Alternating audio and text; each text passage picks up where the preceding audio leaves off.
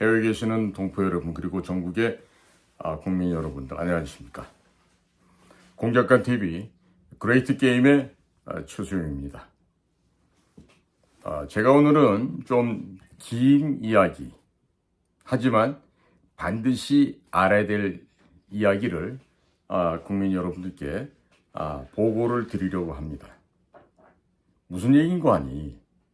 오늘의 주제는 소비에트 연방이 만들어낸 WCC, 세계 기독교 협의회입니다. World Council of Churches. 이 WCC라고 하는 세계 기독교 협의회에 관련된 말씀을 보고 드리겠습니다. 오늘 이 WCC와 관련된 이야기들을 말씀을 드리는 가운데 우리는 대한민국 교회 내에 침투한 북한 공작원들에 대한 이야기를 이제 서서히 그 윤곽을 파악하실 수 있을 것입니다. 개신교, 프로테스탄티즘이라 하죠. 이 개신교회에 다니는 우리 신도들께서는요, WCC, WEA, 또 NCCK 이와 같은 말을 최소한도 한 번씩은 들어보셨을 겁니다. 자, WCC는 World Council of Church라고 세계 교회 협의회입니다. 협의회.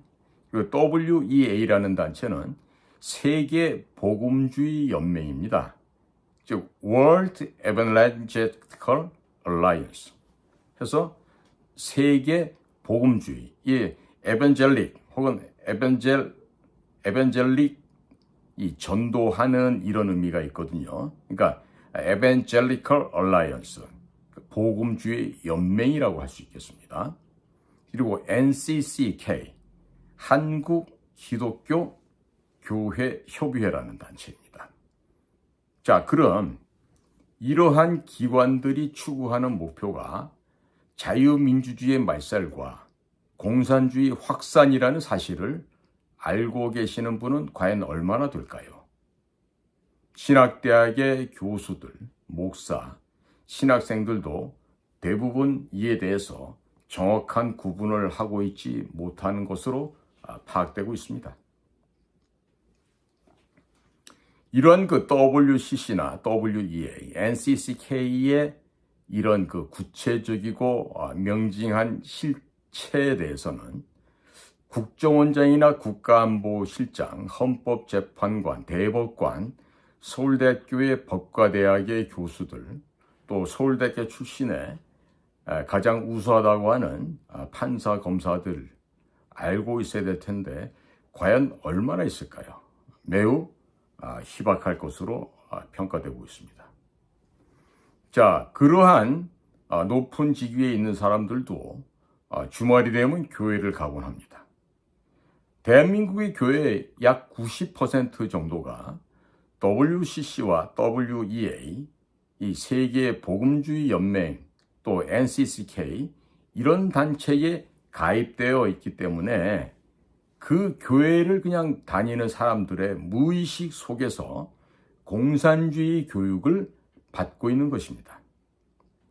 그럼에도 불구하고 나 자신은 이 사회의 지도층이다. 나는 가장 우수한 두뇌 집단에 소속되어 있고 나의 사회적이나 개인적인 역량은 당대 우리나라의 최고다.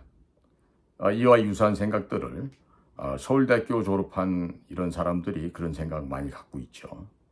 자, 나는 대한민국에서 가장 똑똑하고 총명하고 우수하다고 하는 생각을 하고 있겠지만 종교를 이용하여서 무의식 속에서 자유민주주의를 삭제하고 공산주의를 삽입하는 고도의 공작이 벌어지고 있다는 사실은 전혀 감지하지 못하고 있는 것입니다. 그들은 자신들이 벌거숭이 임금님이자 언제 식탁에 올라갈지 모르는, 하지만 지금 당장은 배가 부른 돼지 새끼와 같은 존재라는 것을 전혀 인지하지 못하고 있고 또 그런 사실을 인지하지 못한다는 사실에 부끄러움조차 느끼지 못하고 있습니다. 이것이 바로 대한민국 오피니언 리더들의 지적 수준인 것이죠.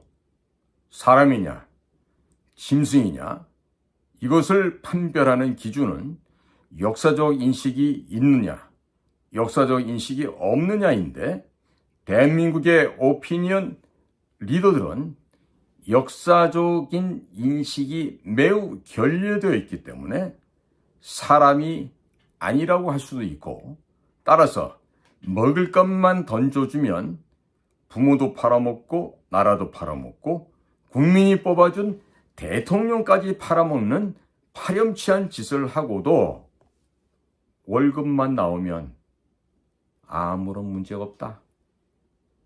그저 행복하다.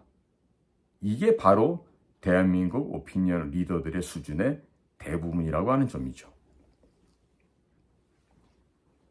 우선 WCC, 세계교회협의회, 이 WCC의 역사를 아시게 되고 또 나머지 WEA, 세계복음주의연맹, 또 NCCK, 한국기독교교회협의회, 이와 같은 것을 이제 자연스럽게 이해하게 되실 겁니다. 자, 첫 번째 소주제입니다. FCC, 미국 연방교회협의회입니다. 이 FCC의 변신을 살펴보겠습니다. WCC의 모체는 FCC, 미국 연방교회협의회입니다. 이 FCC의 목적은 미국 교회에 공산주의를 퍼뜨려서 교회를 전복시키는 것이었습니다. 1948년 WCC의 모체였던 FCC, 미국 연방교회협의회의 주요한 인물들이 공산주의 신봉자들이며 또 교회를 통한 공산주의 침투를 적극적으로 추진해 왔던 인물들이란 사실들이 미국의 의회 청문회를 통해서 만천하에 공개되었습니다. 1948년의 일입니다. 미국 의회의 정부 청문회를 통해서 정체가 밝혀지자 더 이상 미국 내에서 자유롭게 공산주의 활동을 할 수 없게 된 FCC는 새롭게 이름을 바꾸고 WCC를 결성하게 됩니다. 그 과정에서 FCC의 주요한 인사들은, 그 밖에 수많은 인사들은 그대로 WCC로 옮겨가서 활동을 하게 됩니다. 여기에는 워드라든지 또 악스남이라든지 삭스맨, 또 애덤스, 또 버네스, 또 보위, 또 보이드, 또 카베트, 이와 같은 등등의 수많은 사람들이 그대로 FCC에서 WCC로 옮겨가서 활동을 하게 됩니다. WCC는 FCC의 바통을 받아서 공산주의 사상을 미국과 전 세계로 확대해 나갔습니다. 자, 이처럼 WCC는 미국 공산주의 단체였던 FCC의 또 다른 얼굴인 것이죠. 미국에서 대대적인 공산주의 활동을 벌인 이들의 목표는 기독교 교회를 무너뜨리는 것이었습니다. WCC의 에큐메니칼 운동의 추진자였던 라이는 성경이 오염되었다며 자신들을 통해서 만들어진 공산주의 정신이 세상을 빛으로 인도했다고 말했습니다. WCC의 아시아 지역 회장직을 맡았던 중국 옌첸 신학대학의 전 학장이었던 차오 목사는 철저한 공산주의자로서 모태동 정부의 고위 관리를 지냈던 자였습니다. WCC의 초기 지도자였던 차오 목사는 중국에서 사역하던 모든 외국 선교사들을 축출한 바로 그 장본인이었던 것입니다. 자, 두 번째 소주제로 소련 스탈린의 WCC 접수 계획에 대해서 말씀을 드리겠습니다. WCC가 발족되기 전 소련의 스탈린은 1947년 9월 폴란드의 바르샤바에서 평화연맹을 조직하였습니다. 이 평화연맹이란 단체는 주로 소련 공산당 지도자들과 그 위성국들의 공산주의자들로 구성되었는데 세계 교회 침투를 하기 위한 세계 적화 사령부였던 것입니다. 스탈린은 1947년 바르샤바에서 서방교회 침투를 하기 위해서 WCC 제1차 총회 1948년 8월 31일 시작했는데 네덜란드의 암스테르담에서 개최되었습니다. 이 1차 총회에서 공산정보요원 60에서 70명을 교회 대표로 침투시켜서 체코의 후르마크, 폴란드의 나졸로페드 이와 같은 사람들을 WCC 중앙위원이 되도록 하였습니다. 그 결과 1948년 1월 총회 암스테르담에서 개최됐던 이 1회 총회에서 공산주의는 가난과 불안전으로부터의 구원의 수단이다. 이런 선언이 나오게 되었습니다. 자, 세 번째 소주제로 스탈린은 1950년 4월 폴란드 수도 바르샤바에서 세계 평화회의 WPC, World Peace Council이라고 하는 공산권의 위장교회 기구를 조직하였습니다. 여기에 68개 교단 98명이 참가해서 WCC 제2차 총회 1954년 미국 에반스톤에서 개최되었는데 이 2차 총회에서 잠식을 하기 위한 구체적인 작업에 들어가게 됩니다. 자, 네 번째 소주제로 1954년 2차 총회 미국 에반스톤에서 개최되었는데 이 2차 총회에서 세상의 모든 악을 퇴치하기 위한 사회주의 건설이 WCC의 지상 목표이다 라고 선언한 바 있습니다. 자, 다섯 번째 소주제로 소련의 공산당 서기장이었던 후르시초프는 제3차 WCC 총회에 대비해서 1958년 11월 체코 프라하에서 세계 기독교 평화회의를 조직했고 이 세계 기독교 평화회의에서 서방교회에서만 600여 명이 참가하도록 조정한 바 있습니다. 이것은 후르시초프의 동서공존이라고 하는 위장평화 전략이 먹혀든 결과였습니다. 자, 여섯 번째 소주제로 WCC 제9차 총회 브라질의 포르토 알레그레에서 개최되었는데 그 9차 총회 총회장을 맡았던 케냐의 세뮤얼 코비나 2004년부터 2009년까지 일을 했습니다.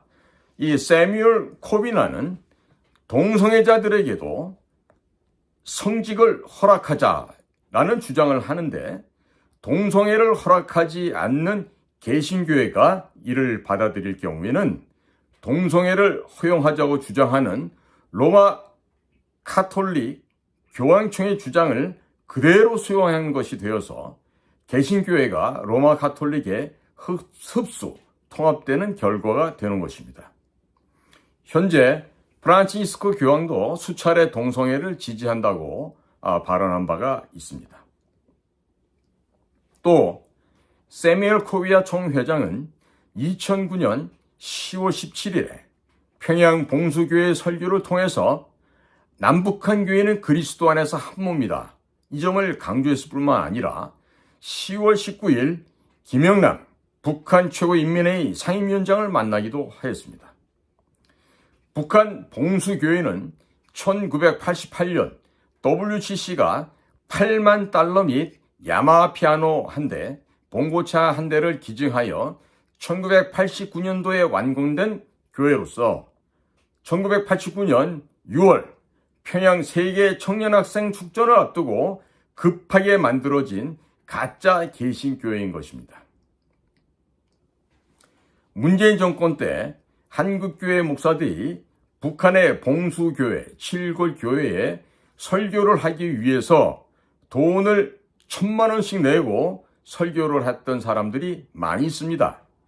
또한 이 교회들의 자금, 현물 등을 보내서 이런 소위 지원 활동에 참여했던 교회들이 매우 많고, 여의도의 한 대형 교회는 평양에 병원을 지어주는 등 대북제재 위반을 많이도 하였습니다.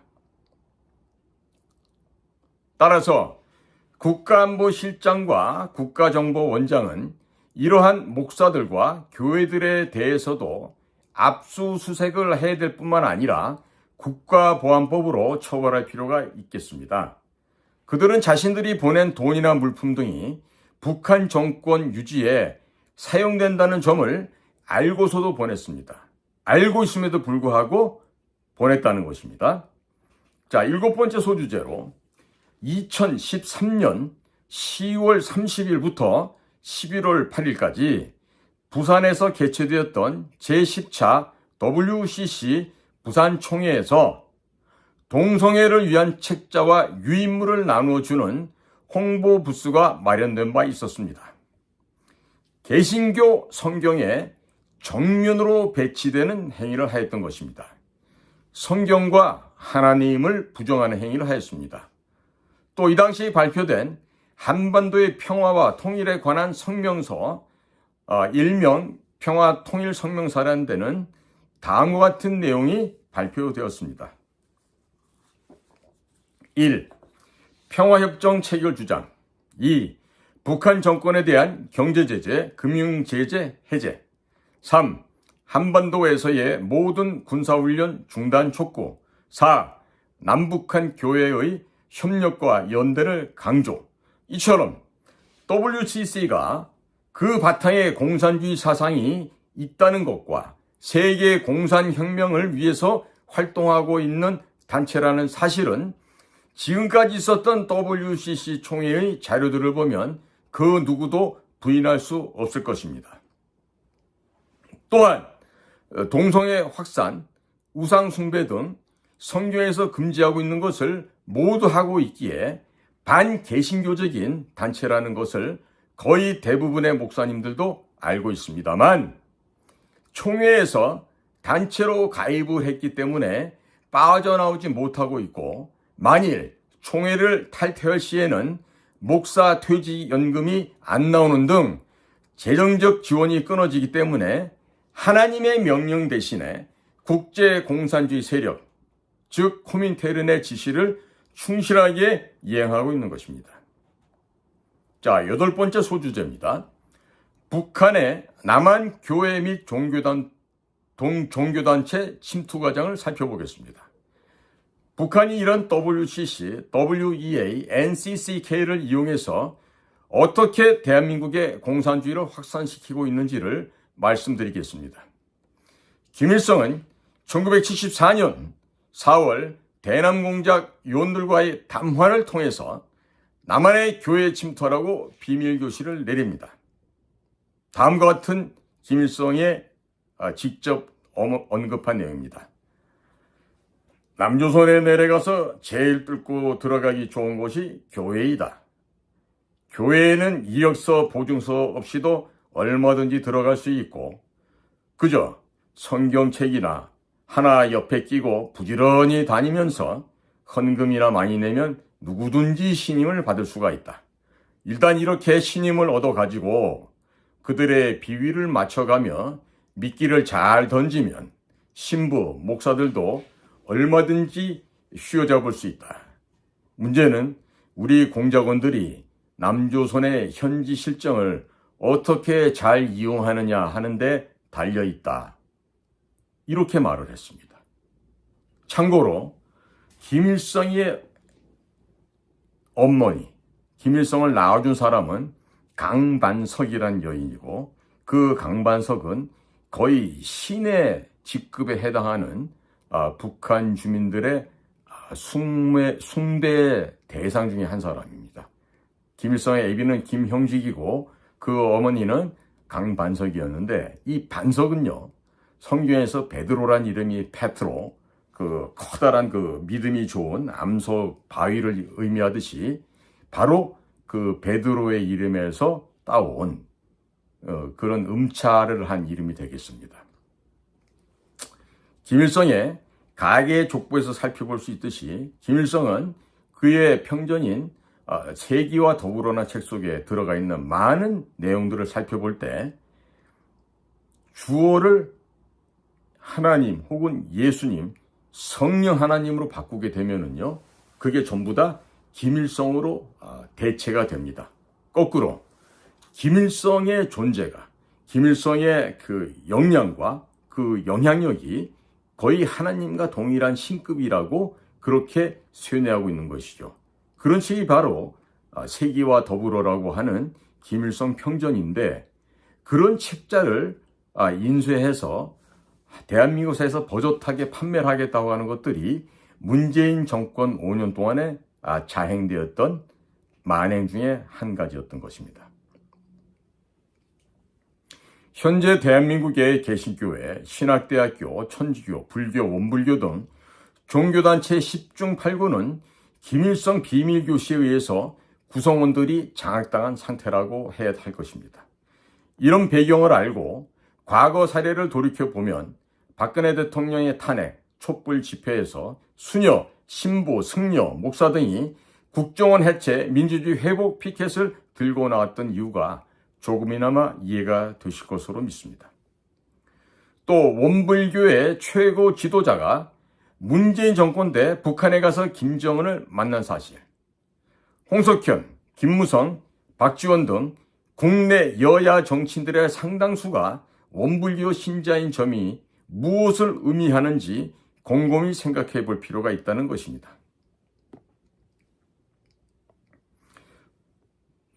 또 현재 군대에서는 기독교, 가톨릭, 불교 이외에도 신자가 얼마 되지 않은 원불교가 제4대 종교로 등록되어 있어서 또한 군대 내에서도 종교활동을 하고 있는데, 윤석열 정권의 국군 방첩사령부는 원불교가 어떻게 제4대 종교로 지정되었는지 종교에 침투한 공산주의 세력들에 대해서 전수조사를 할 필요가 있겠습니다.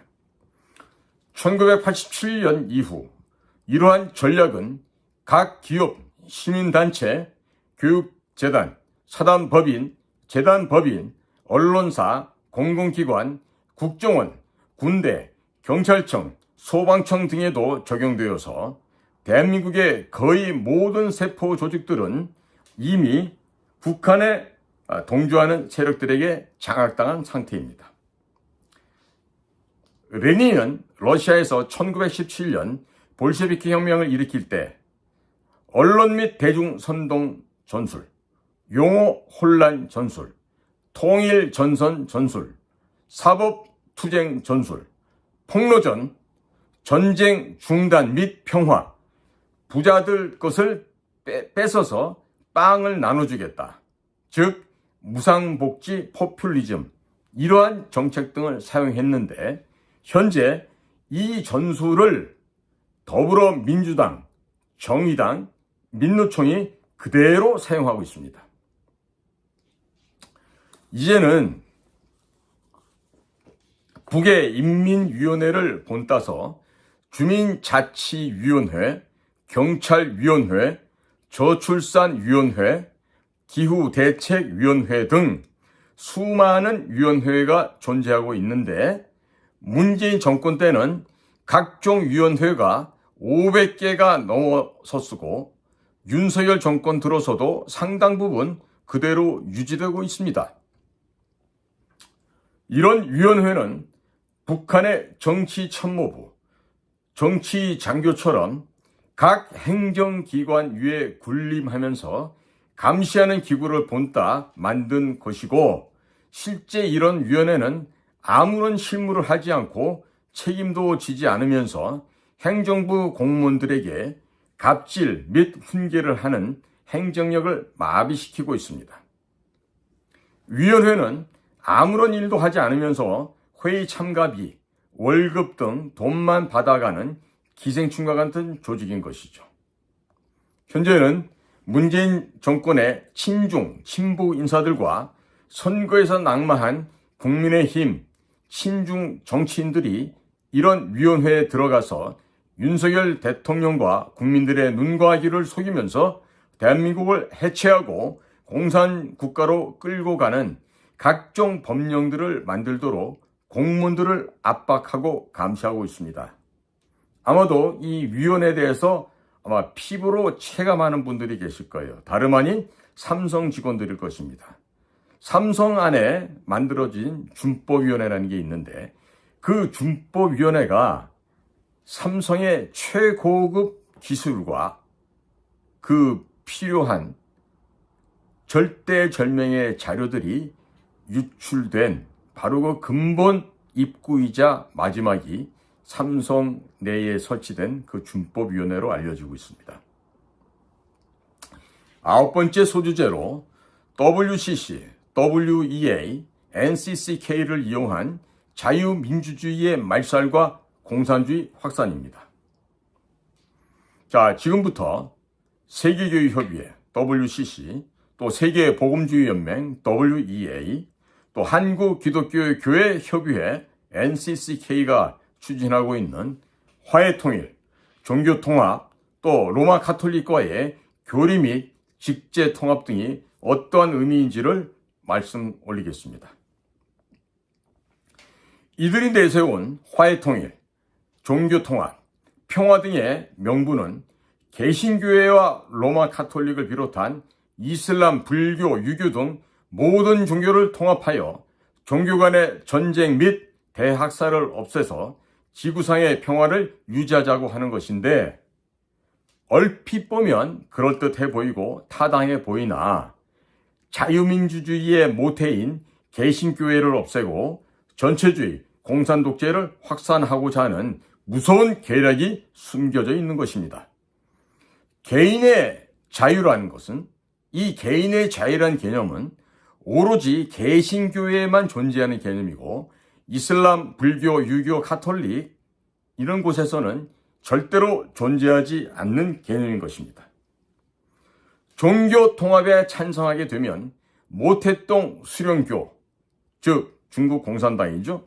또 김일성 수령교, 북한 세습 독재 정권이죠. 김대중 수령교, 전라도 더불어민주당 이것들도 찬성하게 되는 것입니다. 사람이 이성이 마비되고 죄송합니다.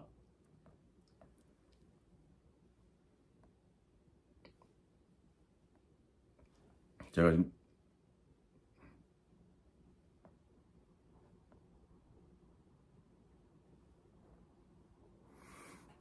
인간이 이성이 마비되고 교주의 의도대로 움직이는 좀비로 전락하게 되면 이 정상적인 사고를 할 수가 없게 됩니다. 따라서 문재인 정권과 더불어민주당이 헌법과 교과서에서 자유라는 개념을 삭제하려고 노력하였는데 종교 분야에서 자유란 개념을 말살하려는 전략이 이 WCC, WEA, NCCK를 앞세운 종교통합, 종교화해, 상생, 화해통일 이런 구호가 해당된다고 하겠습니다. 따라서 우리 국민들은 이런 용어 혼란 전술에 절대로 속아서는 안 될 것입니다.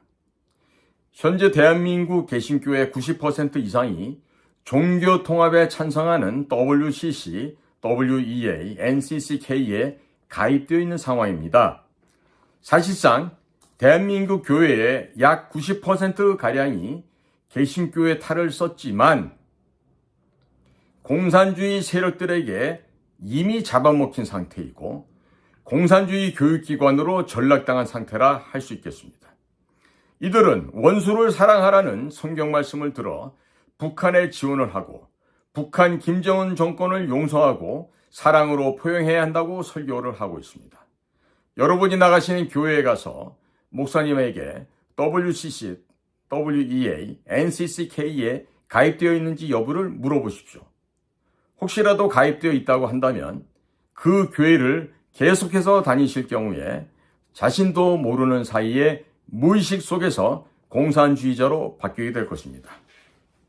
자, 10번째 소주제입니다. 유럽에서 공산주의 진화 과정을 살펴보겠습니다. 먼저 유럽에서 공산주의 진화 과정을 말씀드리겠습니다.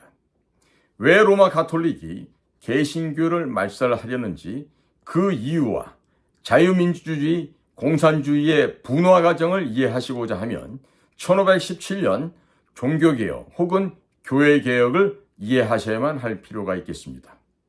1517년 마틴 루터의 95개조 반박문에 의해서 촉발된 종교개혁 혹은 교회개혁 후에 개인의 자유를 중시하였던 개신교들은 예수회를 앞장세운 로마 가톨릭의 핍박으로 프랑스에서는 위그노 전쟁, 독일에서는 30년 전쟁을 겪게 됩니다. 교황의 명령에 의해서 개신교도들에 대한 대량 학살이 이루어졌습니다. 개신교의 교세 확장으로 면죄부 판매가 원천적으로 차단됨에 따라서 수입이 줄어든 로마 가톨릭은 예수회를 앞장세워서 1517년 이후에 중남미, 인도, 동남아시아, 중국, 일본으로 교세를 확장하였습니다. 토요토미 히데요시 풍신수기리가 현재 일본 지역에 예수의 소속 군인과 십자가를 앞세워서 조선을 침략한 것이 바로 임진왜란과 정유재란인 것입니다.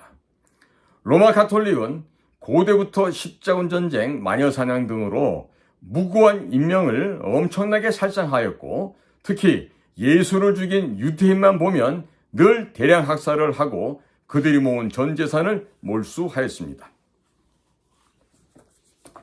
로마 가톨릭의 교황 1인 독재 통치 및 이런 약탈 및 살인 방화 등의 만행을 독일 히틀러, 스페인의 프랑코, 소련의 레닌, 스탈린, 중국의 모태똥, 북한의 김일성 등으로 이어져 내려갔습니다. 유럽의 전체주의, 공산주의, 나치즘, 파시즘 등은 중세 봉건적인 로마 가톨릭 교황과 성직자 간의 수직적 계급 제도를 모방해서 만들어진 것입니다. 특히 로마 가톨릭의 정보기관이었던 예수회의 강령을 보면 무조건 복종하게 되어 있고 예수회의 총재는 검은 교황이라고 불릴 정도로 막강한 권력을 갖고 있는데 이를 본따서 히틀러는 비밀경찰인 게슈타포를 만들었고 소련은 무소불위의 비밀정보기관인 KGB를 만들었습니다. 로마 교황 비오 12세는 나치가 유태인 600만 명을 살육할 때 침묵으로 일관하였고 교황청의 추기경들은 나치 깃발에 축성식을 해주는 등의 방법으로 히틀러에게 부역을 하였습니다. 또 레닌과 스탈린이 동유럽과 중앙아시아에서 수많은 유태인을 살육할 때에도 로마 가톨릭 교황은 침묵하였던 것입니다. 남한에서 살아남은 남로당의 후손들이 전라도에서 만든 것이 곧 김대중 수령교입니다. 그들이 만든 정당이 더불어민주당, 정의당, 구민노당이죠. 그리고 전선을 돌파하는 기갑부대가 민노총이고 또 뒤를 따르는 보병부대들이 전교조, 각종 시민단체, 정의구현사재단, 가톨릭 단체들 WEA, WCC, NCCK에 가입되어 있는 교회 및 승려들인 것입니다. 이 종교들의 공통점은 개인의 자유가 없으며 거짓으로 사람을 속여서 세뇌시킨 뒤에 사람을 좀비로 만들고 개인의 사유재산을 상납하게 만들고 그 재산으로 지도자들의 또 그 지도자급들의 가족들만 온갖 영화를 누리고 있다는 것입니다. 하층 계급을 철저하게 수탈하여 가난하게 만드는데 민노총의 경우는 정규직 노조가 비정규직 노조의 일감을 무력으로 빼앗고 억압하고 있는 현실입니다. 대형 교회들은 성도들이 낸 헌금으로 목사와 그의 자식들이 호화롭게 살거나 헌금으로 목사 자식들이 유학을 가거나 헌금으로 목사 자식들이 회사를 차리고 적자를 메워주는 등의 활동을 하고 있습니다. 공산 독재 정권, 로마 가톨릭, 유교, 이슬람 등의 종교에서 하층민은 철저하게 수탈당하면서 노예 지옥에서 살고 지도층은 호화롭게 사는 현상과 정확하게 일치한다고 하겠습니다. 로마 가톨릭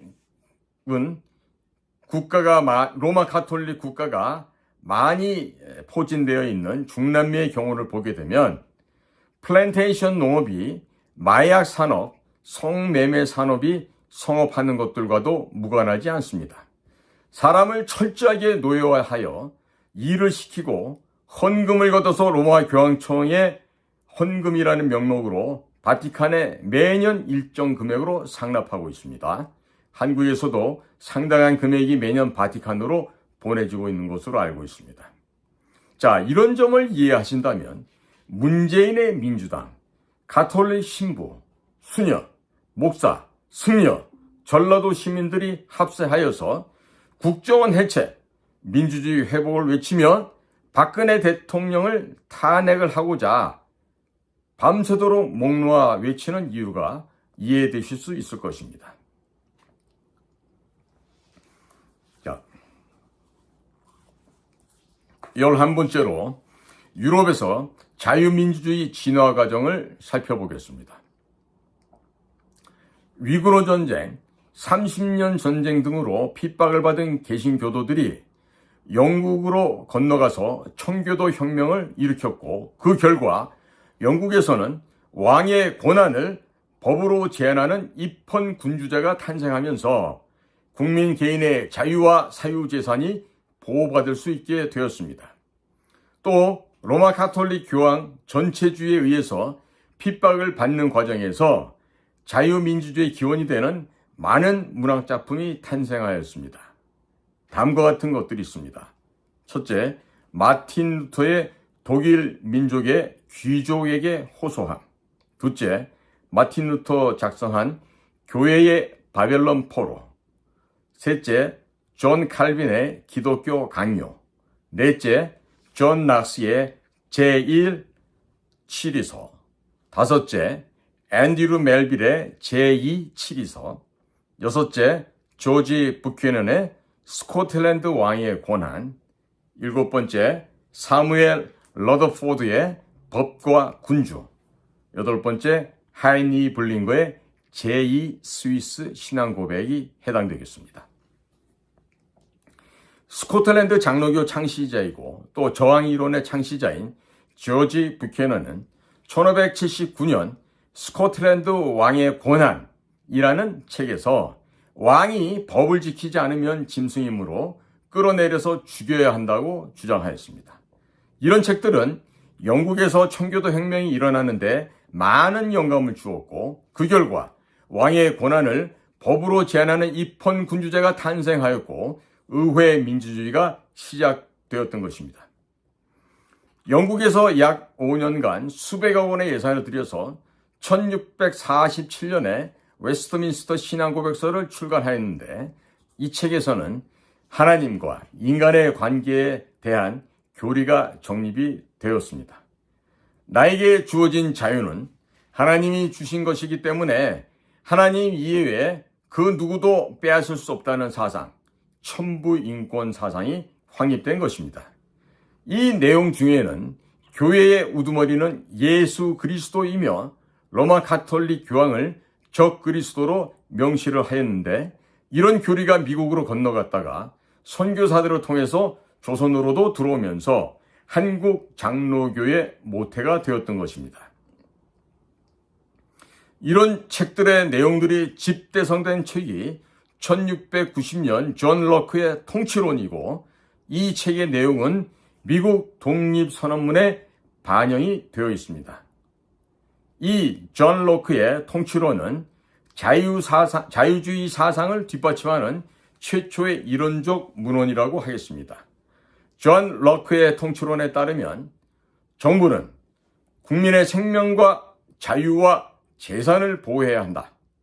정부가 국민의 생명과 자유와 재산을 침해할 경우에는 국민은 그러한 정부에 대해 저항할 권리를 가진다라고 되어 있습니다.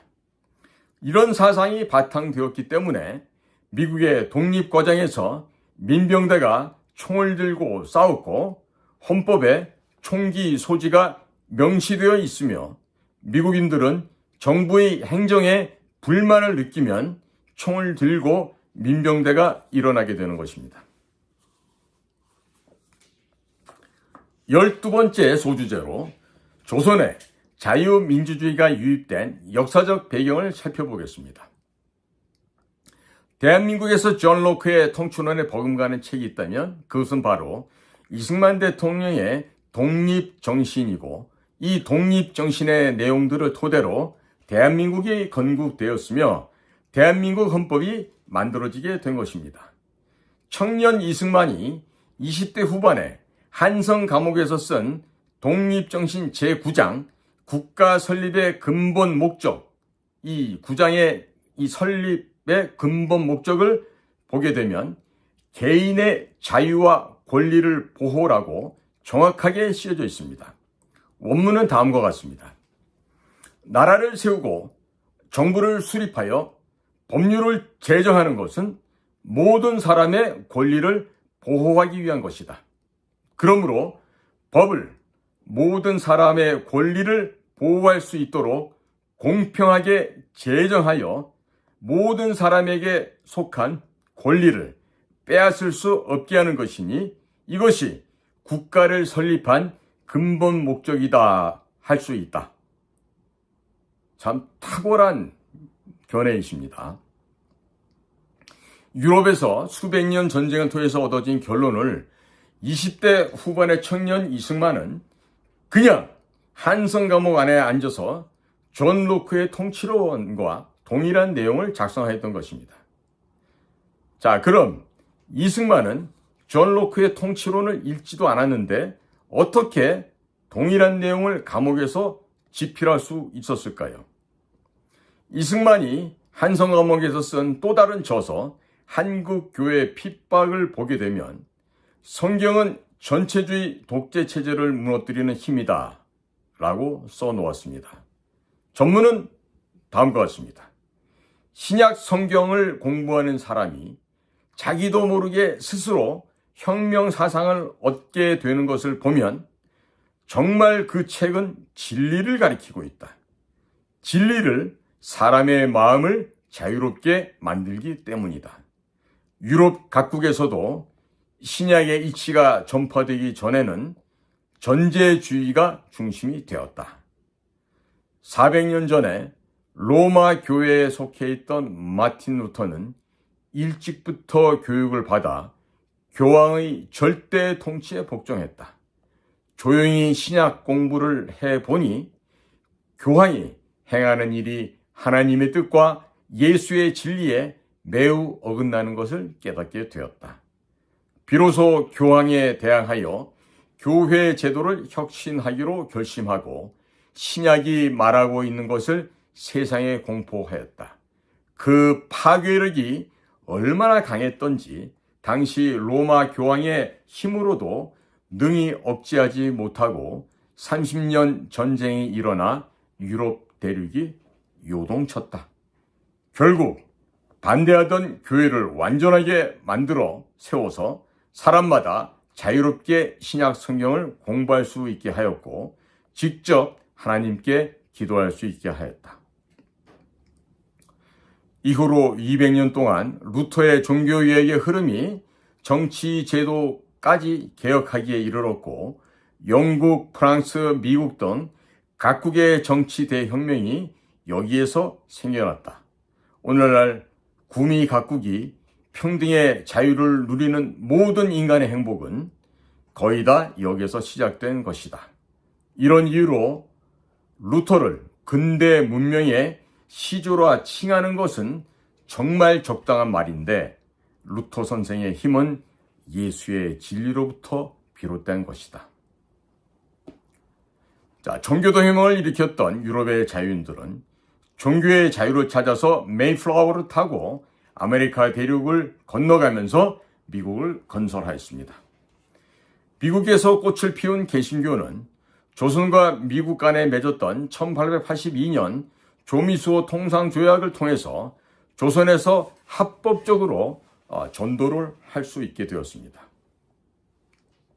서방의 선교사 약 1800여 명이 조선 말기부터 일제에서 해방될 때까지 조선반도에 들어와서 신식교육, 의학, 신식병원, 농구, 스케이트, 축구, 밴드, 야구 등 대한민국에서 유행하고 있는 모든 것들을 이식하였습니다.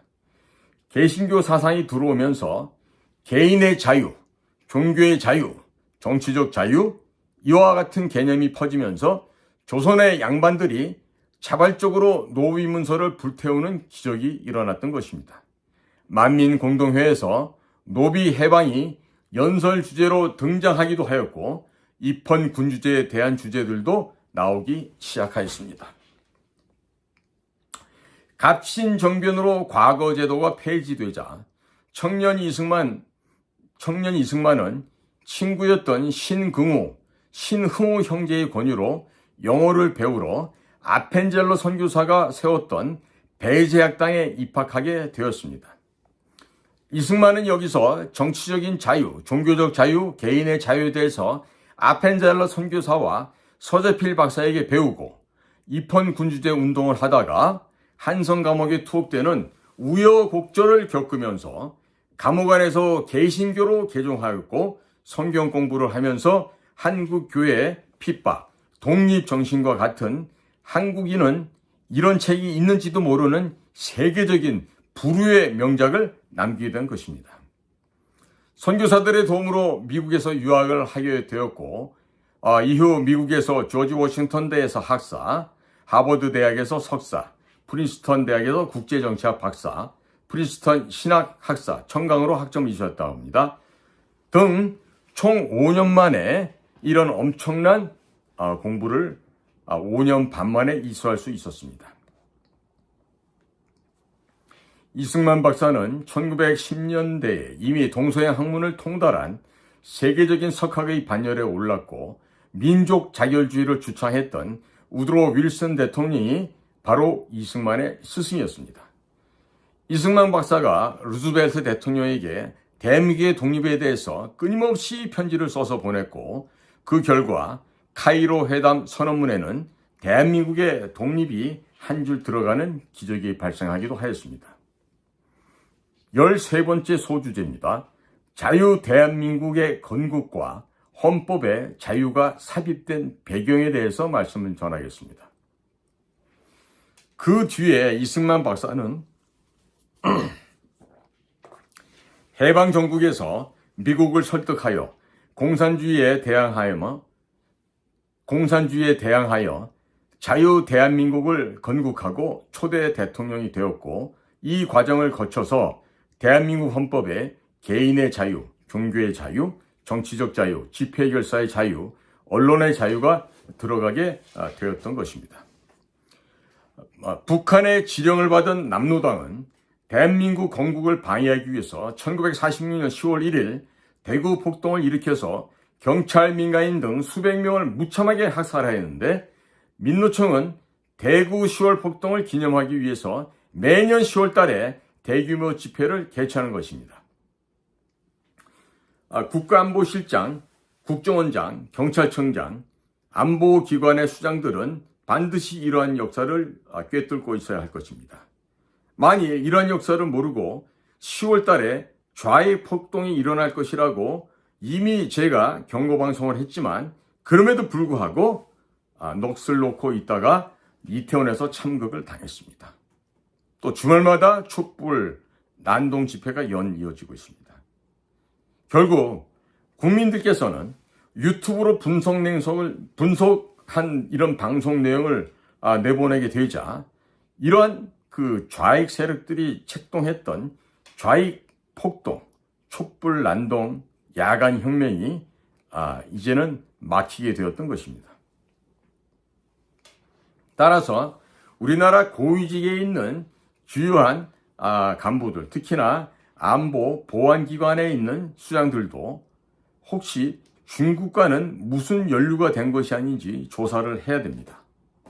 만일 이와 같이 중차대한 지위에 있는 자들이 중국과 과거 자신들의 개인적인 삶 속에서 중국으로부터의 어떤 그 물질적, 경제적 지원을 받았다든지 그와 같은 중국에게 포섭된 것 같은 이런 정황이 발견된다면 즉각적으로 해고해야 될 거고, 이런 일들이 만일 민간 기업에서 발생할 경우는요, 당장에 그 즉시에서 목이 잘리고 해고된다는 것을 알아주시기 바랍니다.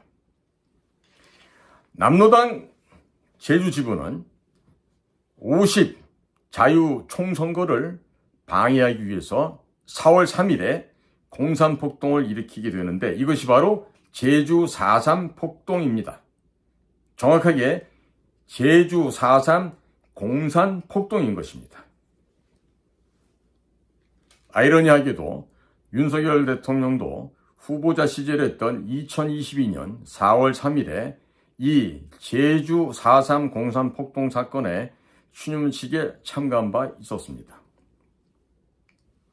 그런데 한동훈 법무장관은 제주 4.3 공산폭동 수용인들에 대해서 저는 직권 재심을 하겠다고 하는데, 만일에 이들에게 무죄가 나올 경우 대한민국의 군인과 경찰이 무고한 양민을 학살했다는 북한 괴뢰 집단과 좌익 세력들의 선전선동에 속아 넘어가는 결과가 됩니다.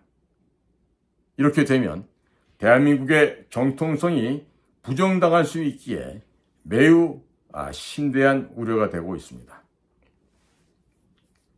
또 제주 4.3 공산폭동 사건을 진압하기 위해서 여수 순천 지역에 주둔하고 있었던 육군 제14연대를 제주도로 파견하려고 했을 때 군인들 가운데 숨어있던 남로당원들이 반란을 일으킨 사건이 있는데, 그것이 바로 여수 순천 반란 사건인데, 이 여수 순천 반란 사건을 두고서도 윤석열 정부에서는 이 사건에 대해서 첫 번째 정부 추념식을 진행하는 등 민주화 작업을 또 해주고 있습니다.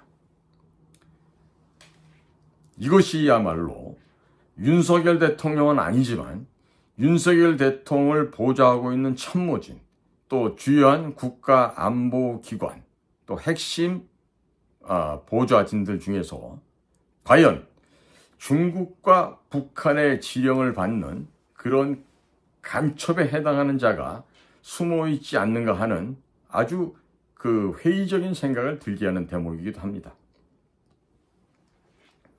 이러한 역사적 우여곡절을 거치면서 1948년 5월 10일에는 자유총선거가 치루어졌고, 1948년 8월 15일에 대한민국이 건국된 것입니다. 따라서 8월 15일은 건국절이라고 해야 될 것입니다. 미국 교회가 키웠던 이승만 대통령은 미국의 목사님들과 하나님을 등에 업고 미국의 장성들, 정치인들, 대통령들을 손바닥 위에 올려놓고 가지고 놀았습니다. 독단적인 반공포로 석방을 통해서도 전쟁을 조기에 마무리하려고 하던 미국을 코너로 몰아넣었고, 세계 최강 미국 정부를 압박해서 한미 상호 방위 조약에 강제로 도장을 찍게 만들었던 그 장본인이 바로 이승만 대통령이었습니다.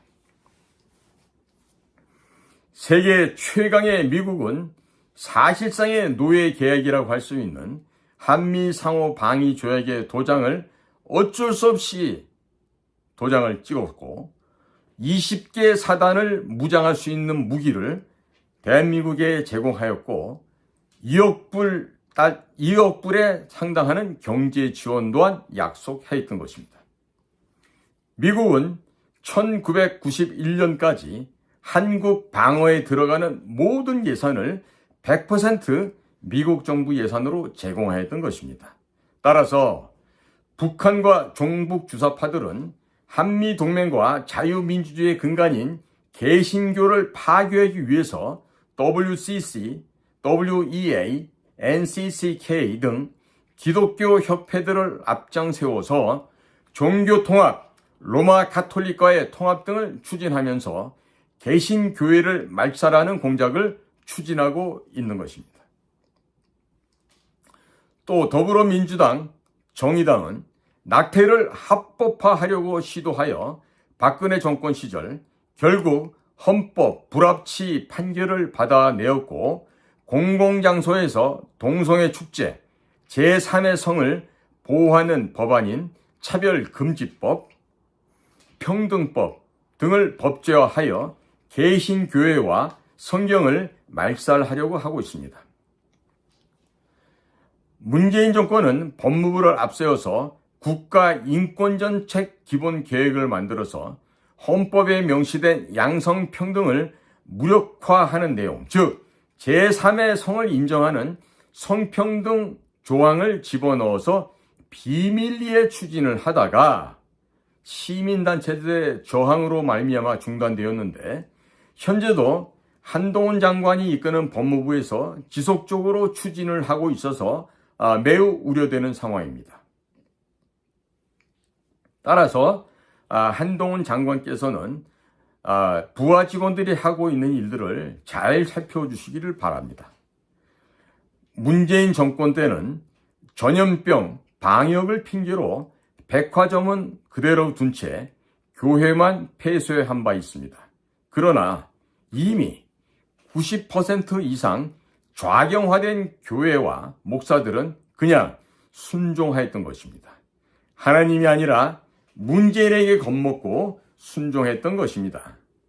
또 교과서에서 자유를 삭제하고 중국 공산당 298만 명이 침략을 하여 서울을 빼앗았던 6.25 전쟁도 올바르게 가르치지 않거나 내용을 왜곡하고 있고, 동성애 및 제3의 성을 옹호하는 내용을 유치원, 초, 중, 고교 교육과정에 집어넣으려고 시도하고 있습니다.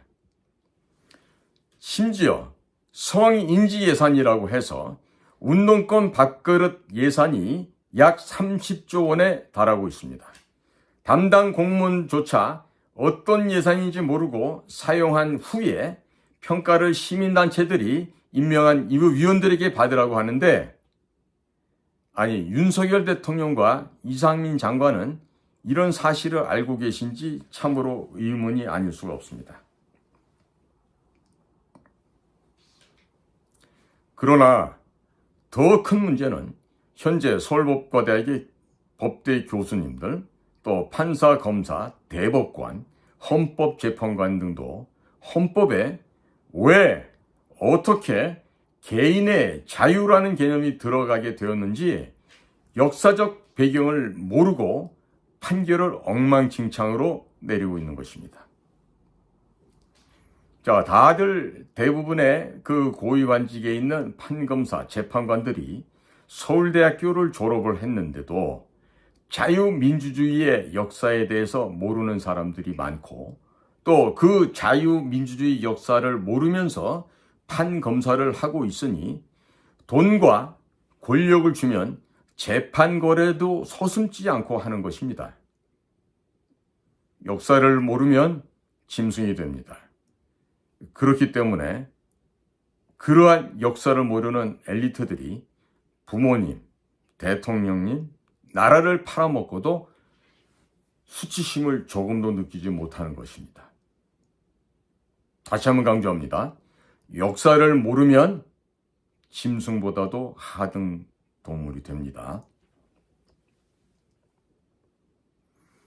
자, 다음으로 15번째 소주제로 좌파들이 이승만, 박정희, 전두환 대통령을 역사에서 지우려고 하는 이유에 대해서 말씀드리겠습니다.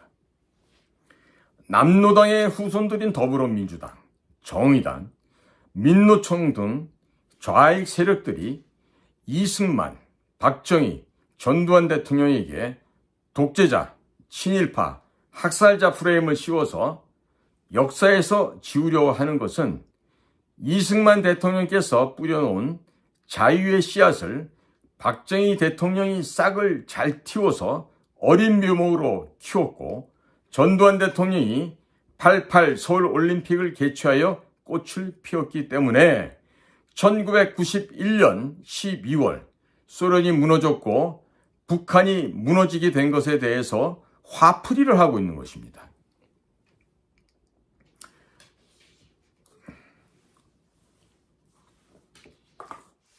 대한민국을 부국강병으로 이끈 이 세 분의 대통령, 이승만, 박정희, 전두환, 이분들에게 각종 누명을 뒤집어 씌워서 역사에서 지우고 이명박, 박근혜 대통령은 감옥에 보내서 역사에서 지운 뒤에 김대중, 노무현, 문재인 정권을 찬양하고 헌법과 교과서에서 자유를 삭제하며 6.25 전쟁을 삭제 및 왜곡하여 역사를 지우고 동성애를 합법화하여 교회까지 말살하면 완벽하게 대한민국은 공산주의 국가로 전락하게 되는 것입니다.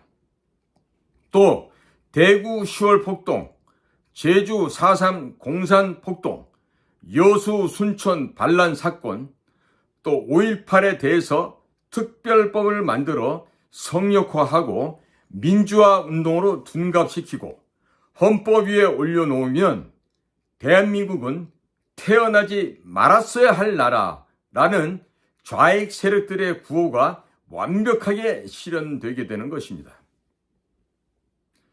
윤석열 대통령 참모들 중에 노무현과 문재인 정권에서도 벼락 출세하고 잘 나갔던 사람들이 매우 많이 보여지는데 그들이 당시에 북한이나 중국에 포섭된 트로이 목마들은 아닌지 매우 심대하게 우려되는 바입니다. 미국과 영국에서도 자생적인 소련 스파이, 자생적 공산주의자들이 정보기관에 대거 포진해 있었던 점을 역사적 교훈으로 우리는 절대로 잊어서는 안 될 것입니다. 좌익들의 조국은 대한민국이 아니라 국제 공산주의 세력이 장악한 나라이고 공산주의로 세계 단일화 정부를 구성하려는 시도인 것입니다. 따라서 국민 여러분들께서는 현재 이 대한민국을 지켜내는 주체 세력이 되셔야 되고 현재 대한민국을 이끌고 있는 우리의 리더 윤석열 대통령을 반드시 지켜주셔야 하는 그 책임과 의무가 있는 것입니다.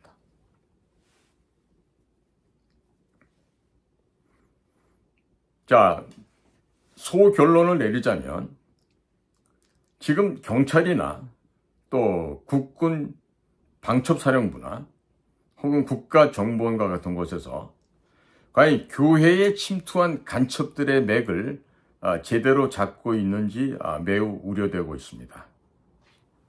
그나마 신락 같은 희망은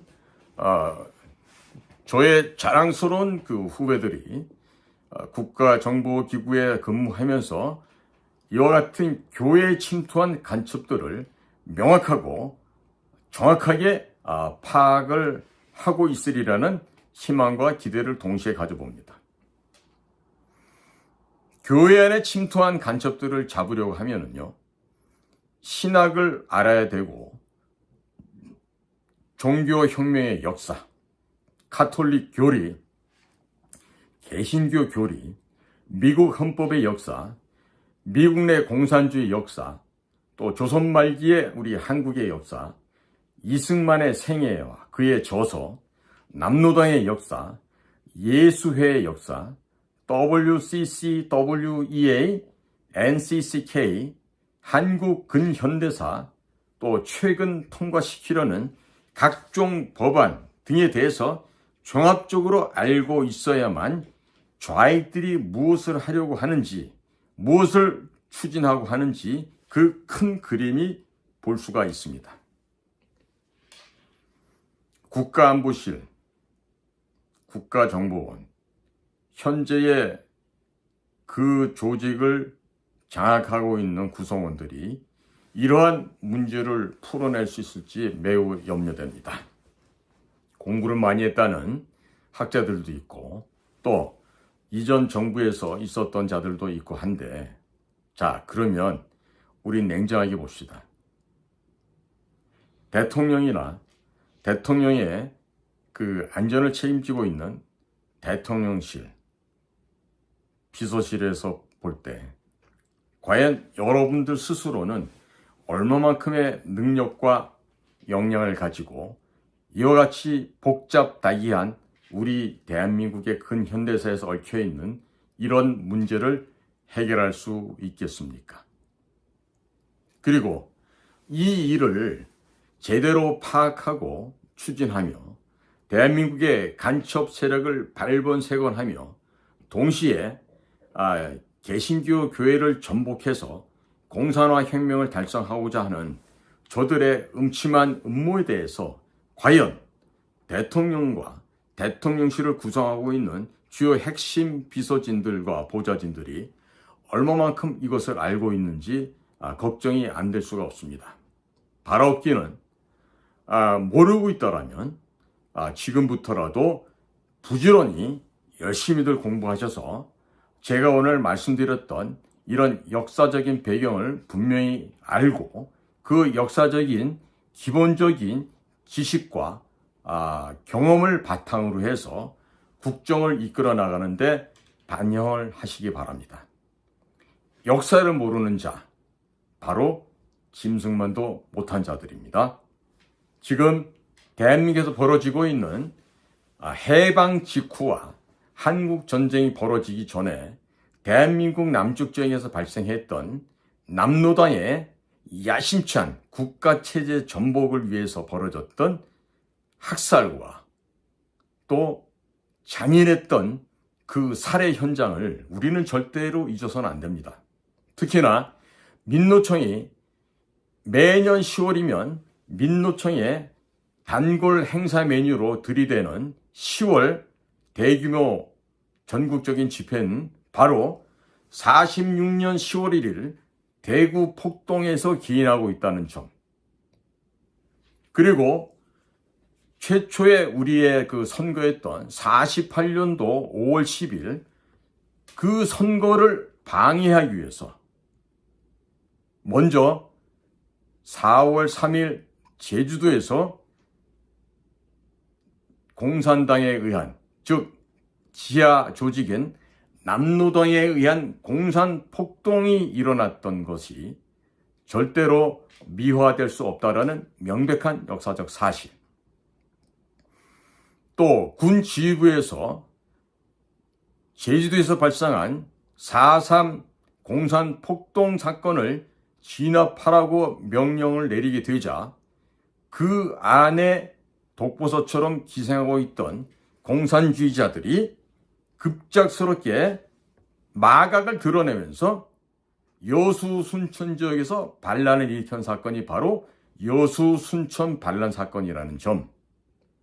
연이어서 1950년 6월 달에 북의 김일성 도당들과 중국 공산당으로 합세한 저 공산 세력들이 대한민국 남쪽 지역을 순간적으로 집어삼키기 위해서 일방적인 도발 전쟁을 일으켜서 남침하였다는 이 분명하고도 분명한 이 역사적 사실, 이 진실을 우리 자손들에게 반드시 올바르게 교육시켜야 될 것이고, 더 중요한 것은 현재 이 국가를 리드하고 있는 대통령, 그리고 대통령 참모진, 또 국무위원들, 특히나 군, 경찰, 정보기관에 있는 핵심 그 직책에 있는 우리 공직자들은 반드시 이 대한민국의 근현대사에 대해서 아주 그냥 투명하고 정확하게 꿰뚫고 있어야 된다는 점을 강조를 드립니다. 그렇지 못하면 현재의 이렇게 뒤엉킨 실타래보다 더 복잡한 우리의 문제를 풀어내기가 쉽지 않다는 것입니다. 우리의 지나간 시간 역사를 통해서 지혜를 얻는 그러한 기회가 되기를 소망해 봅니다. 오늘도 저희 공작권TV 그레이트 게임을 경청해 주신 모든 국민 여러분들 또 애청자 여러분들께 감사드립니다. 긴 시간, 1시간이 넘는 이런 오랜 이런 설명, 보고에 대해서 실증내지 마시고 좀 인내심을 갖고 들어주신 모든 분들이 감사를 드립니다만, 이 오늘 제가 전달해드린 내용을 들어보시고 과연 우리 종교계가 어떻게 공산주의자들에 의해서, 지하 조직들에 의해서 잠식되어 왔고 어떻게 부패되어 가며 현재 우리가 맞닥뜨린 현 상황의 우리의 현실은 어떻게 이것을 극복하고 헤쳐나가서 우리가 승리할 수 있을지에 대해서 조금이나마 신랄 같은 해답을 드렸다면 저에게는 더할 나위 없는 영광이 되겠습니다. 날씨가 차갑지만 모든 우리 애청자 여러분들께서 강건하시기를 축원드립니다. 경청해 주셔서 감사합니다.